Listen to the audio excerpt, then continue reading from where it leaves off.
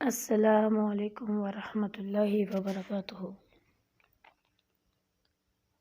سورۃ البقرہ سبق نمبر 27، آیت نمبر 42، 43 اور 44۔ اعوذ باللہ من الشیطان الرجیم، بسم اللہ الرحمن الرحیم۔ ولا تلبسوا الحق بالباطل وتکتموا الحق وانتم تعلمون۔ ولا اور نہ تلبسوا ملاؤ حق کا حق کو بالباطل باطل کے ساتھ، وتکتموا الحق اور تم حق کو چھپاتے ہو، وانتم تعلمون حالانکہ تم جانتے بھی ہو۔ ولا تلبسوا الحق بالباطل وتکتموا الحق وانتم تعلمون، اور حق کو باطل سے نہ ملاؤ اور نہ ہی جانتے ہوئے حق کو چھپاؤ۔ آیت نمبر 42 میں اللہ رب العزت یہود کو سمجھا رہے ہیں کہ جان بوجھ کر حق چھپا کر رسول اللہ صلی اللہ علیہ وسلم کی مخالفت نہ کرو، بلکہ حق کو قبول کر لو، اسی میں تمہاری بھلائی ہے۔ بیٹے اصل میں اس آیت میں بتایا جا رہا ہے کہ جو یہودی تھے ان میں ایک شرمناک یہ عادت تھی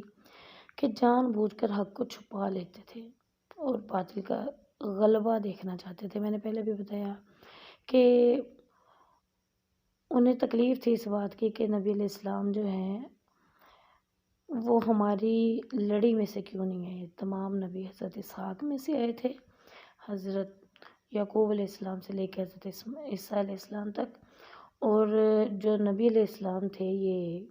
حضرت اسماعیل علیہ السلام کی اولاد میں سے تھے، تو ان کو یہ بڑی تکلیف تھی کہ یہ اعزاز ہمیں کیوں حاصل نہیں ہوا۔ اس لیے انہیں نبی علیہ السلام کا نبی بن کے آنا بالکل ایک آنکھ نہیں بھرتا تھا، تو انہیں یہ تکلیف تھی، جس بنا پر وہ حق کو جانتے بوجھتے پہچانتے ہوئے بھی اس کا غلبہ دیکھنا پسند نہیں کرتے تھے۔ اللہ رب العزت نے انہیں اس بری عادت سے روک دیا اور حکم دیا کہ حق کی خوب نشر و اشاعت کرو، حق کو باطل میں آمیزش نہ کرو، اللہ تعالیٰ کے بندوں کی خیر خواہی کرو اور یہودیت اور عیسائیت کو اسلام سے نہ ملاؤ۔ تمہیں خوب معلوم ہے کہ اللہ کا دین اسلام ہے، اب یہودیت یا عیسائیت ناقابل قبول ہے۔ اچھا، حضرت صفیہ رضی اللہ تعالیٰ عنہ فرماتی ہیں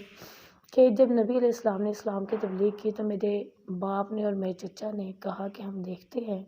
کہ یہ جو نبی ہے کیا واقعی سچا ہے، ہم جائیں گے اور اس کے بارے میں خوب پڑتال کریں گے، جانچ پڑتال کریں گے۔ جب وہ گئے اور سارا دن گزارا، شام کو تھکے ماندے گھر لوٹے تو آپس میں کیا بات کرتے ہیں کہ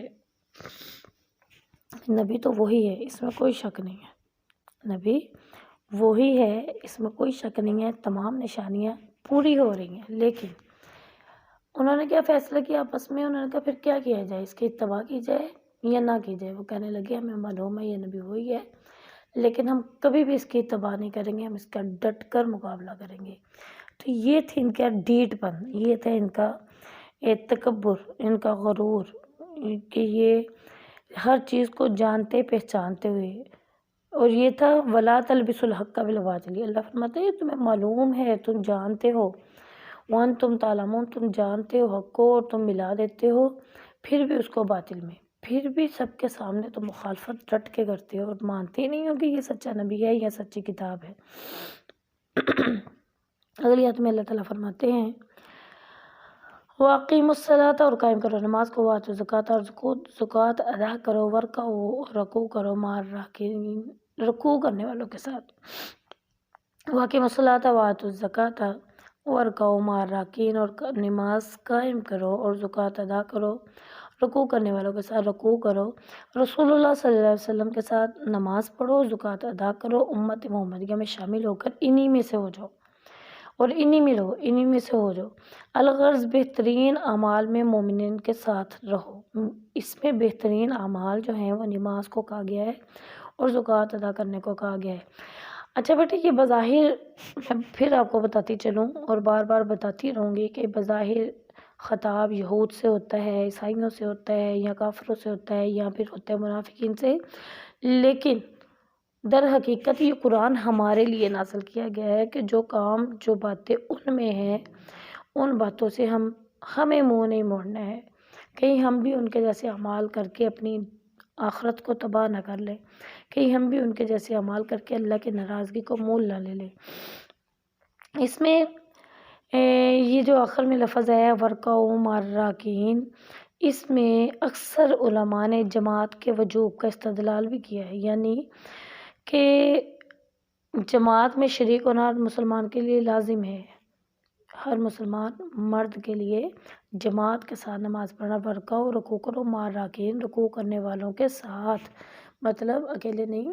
بلکہ رکوع کرنے والوں کے ساتھ نماز پڑھو۔ اس کے علاوہ بے شمار احادیث میں جماعت کے بارے میں بہت زیادہ گہرائی سے باتیں بتائی گئی ہیں، اس کے وجوب پر ذکر کیا گیا ہے۔ اگلی آیت میں اللہ فرماتے ہیں تامرون الناس، کیا تم حکم کرتے ہو لوگوں کو بالبر بھلائی کا، وتنسون اور بھول جاتے ہو انفسکم اپنے آپ کو، وانتم اور تھے تم تتلون،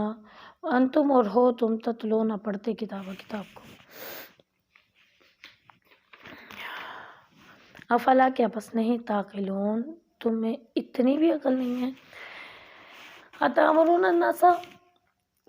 بالبر وتنسون انفسکم وانتم تتلون الکتاب افلا تعقلون، کیا تم لوگوں کو نیکی کا حکم دیتے ہو اور اپنے آپ کو بھول جاتے ہو حالانکہ تم کتاب کو پڑھتے ہو، کیا تمہیں اتنی بھی عقل نہیں ہے۔ اس میں اللہ رب العزت سختی کے ساتھ مبلغ کے اوپر بات کر رہے ہیں، ایسا بندہ جو لوگوں کو دین کی تبلیغ کر دیتا ہے۔ علماء کے لیے اس میں بیان کیا گیا ہے اہل کتاب، تم جانتے ہو کہ جو لوگوں کو تو اچھی بات کی ترغیب دے اور خود عمل نہ کرے تو اس کی سخت ترین سزا ہے، پھر تم لوگوں کو تو نصیحت کرتے ہو اور خود عمل کیوں نہیں کرتے۔ یہ صرف یہودیوں عیسائیوں کے علماء نہیں ہیں بلکہ اس میں مسلمانوں کے علماء بھی شامل ہیں، خود بھی عمل کرو اللہ فرماتے ہیں تاکہ تمہارے دل کی آنکھیں روشن ہو جائیں۔ یہود لوگوں کو نیک اعمال کی نصیحت کیا کرتے تھے لیکن خود عمل سے جی چراتے تھے، اسی طرح آج ہمارے مسلمان، ہمارے علماء بھی اکثر، اور جو علماء ہیں اور بعض علماء تو اللہ کے اتنے قریب ہیں اور اتنے ولی اللہ ہیں، لیکن جو ہمارے جیسے چھوٹے موٹے دین سکھانے والے لوگ ہیں وہ دین سے جی چرا جاتے ہیں، عمل کم کرتے ہیں، تو اللہ رب العزت ہمیں بھی عمل کی توفیق عطا فرمائے۔ اور بیٹے یہ صرف ہمارے لیے نہیں ہے، دیکھیں بیٹے آپ یہ عالم ہیں، دیکھیں آپ نے ماشاءاللہ سے یہ 5واں رکوع ہمارا چل رہا ہے، تو اس 5 رکوع تک آپ نے جتنا علم اب تک دین کا سیکھ لیا ہے اور جن جن باتوں کی آپ کو ترغیب مل چکی ہے اس پر عمل کرنا آپ کے لیے بھی فرض ہو چکا ہے، ٹھیک ہے، اور اس کو خود ہی آپ نے عمل نہیں کرنا بلکہ دوسروں تک بھی پہنچانا ہے۔ اگر آپ نہیں پہنچائیں گے تو آپ سزاوار ہوں گے، کیونکہ رسول اللہ صلی اللہ علیہ وسلم نے فرمایا کہ جب تمہارے پاس ایک آیت یا ایک حدیث کا بھی علم پہنچ جائے تو تم پر فرض ہے اس کو آگے پہنچانا، جس طریقے سے بھی پہنچائے۔ آپ باقاعدہ کلاس نہیں لے سکتی لیکن آپ نہ کلاس نہیں لے رہی نا ابھی آپ، تو کم از کم آپ جس سے ملیں، جہاں بیٹھے، اپنے والدین سے، اپنے سسٹر سے، اپنے رشتہ داروں سے، جس سے بھی آپ ملتے ہیں، تو جب آپ کی محفل جمتی ہے اس میں صرف دنیا کی باتیں نہ کیا کریں، اس میں دین کی باتیں بھی دوسروں کو عمل کے لیے کہا کریں۔ عمل کا تو دوسروں کو کہنا ہے لیکن خود بھی کرنا ہے، یہ نہیں ہے کہ خود اپنے آپ کو نماز سے، زکوٰۃ سے، صدقہ خیرات سے روک لیا ہے، دوسروں کو کہہ دیا ہے بھی گانے نہ سنو اور خود گانے سن رہے ہیں، دوسرے سے کہا بیہودہ چیزیں نہ دیکھو، رات کو برائیاں نہ کرو یا موبائل کا غلط استعمال نہ کرو، لیکن خود ہم کر رہے ہیں۔ اگر یہ سب کچھ کریں گے تو کل اللہ رب العزت کے آگے ہم مجرم ہیں۔ اللہ فرماتے ہیں یہود لوگوں کو نیک اعمال کی نصیحت کیا کرتے تھے لیکن خود عمل سے جی چراتے تھے۔ اللہ نے فرمایا یہ بڑے ہی شرم کی بات ہے کہ دوسروں کو بتاؤ اور خود عمل سے کتراؤ۔ اسی طرح منافقین لوگوں کو تو نماز روزہ کی تاکید کرتے تھے لیکن خود اس سے بھاگتے تھے، کیونکہ منافق کے لیے آپ کو میں نے پہلے بھی بتایا کہ رسول اللہ صلی اللہ علیہ وسلم نے فرمایا کہ نماز جو ہے منافق کے لیے باری ہے، تو وہ خود نماز نہیں پڑھتے تھے، اگر پڑھتے بھی تھے تو تیز تیز یا پھر دکھاوے کے لیے۔ اللہ تعالیٰ نے یہ آیت اتار کر انہیں بھی غیرت دلائی ہے، معلوم ہوا کہ جو کسی کو کوئی اچھی بات بتائے تو خود بھی اس پر سختی سے عمل کرے۔ بے عمل عالم کی بہت مذمت ہے، ایک عالم دین کی یہ حالت قابل افسوس ہے کہ جان بوجھ کر علم کے خلاف عمل کر رہا ہو، ہر چیز کو جانتا ہے، وہ جاہل نہیں ہے لیکن پھر بھی وہ عمل نہیں کر رہا۔ عالم اور جاہل میں زمین آسمان کا فرق ہے، جیسے عالم کی اللہ نے قدر بڑھا دی ہے، اس کی فضیلت بڑھا دی ہے، اس کا شرف بڑھا دیا ہے عام انسان سے، اسی طرح اگر وہ علم رکھتے ہوئے بھی عمل نہیں کرے گا تو اس کے لیے گناہ بھی دوگنا ہے۔ اللہ فرماتے ہیں عالم اور جاہل میں زمین آسمان کا فرق ہے۔ رسول اللہ صلی اللہ علیہ وسلم نے فرمایا معراج کی رات میرے ایسے لوگوں پر گزر ہوا جن کی ہونٹوں کو کینچیوں کی آگ سے کاٹا جا رہا تھا۔ استغفر اللہ استغفر اللہ، یا اللہ، اللہم لا تجعلنا منہم، اللہ ہمیں ایسے وقت سے بچائے، اللہ ہمیں عمل کی توفیق عطا فرمائے۔ تو رسول اللہ صلی اللہ علیہ وسلم نے فرمایا کہ میں نے پوچھا یہ کون لوگ ہیں؟ بتایا کہ یہ آپ کی امت کے دنیا دار واعظ ہیں، اللہ ہمیں ان لوگوں میں شامل نہ فرمائے، اللہ ہمیں دوسروں کو واعظ کر کے اور خود بھی عمل کی توفیق عطا فرمائے۔ فرمایا جو لوگوں کو نیکیاں سکھاتے تھے اور اپنے آپ کو بھول جاتے تھے، حالانکہ یہ اللہ تعالیٰ کی کتاب پڑھتے تھے مگر پھر بھی عقل سے کام نہیں لیتے تھے، اس کو احمد نے حضرت انس سے روایت کیا ہے۔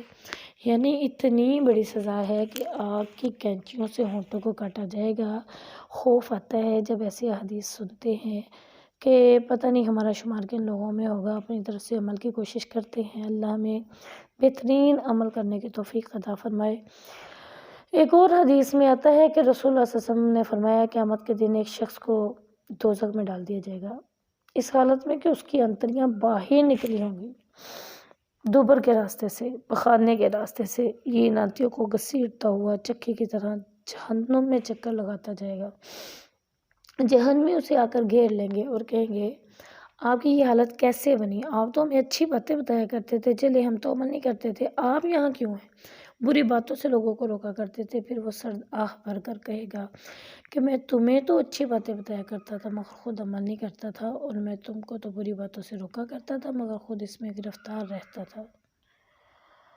اللہم لا تجعلنا منہم، اللہ رب العزت ہمیں سن کے عمل کی توفیق عطا فرمائے، اللہ ہمیں منافقین اور یہود و نصارہ جیسے اعمال سے بچنے کی توفیق عطا فرمائے، اور جو بھی ہم پڑھتے ہیں اس پہ عمل کرنے کی توفیق دے۔ بیٹے مین چیز تو جو ہے وہ عمل ہے، اس کو پڑھ لینا، ڈگریاں لے لینا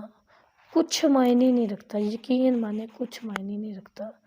یہ چیزیں، یہ ڈگریاں کسی کام نہیں آئیں گی، جب ہم مریں گے قبر میں جائیں گے تو خالی ہاتھ ہوں گے، یہ ڈگریاں بھی کسی کام نہیں آئیں گی اگر ہم اس پہ عمل نہیں کریں گے۔ اللہ ہمیں عمل کی توفیق عطا فرمائے۔ وما علینا الا البلاغ المبین۔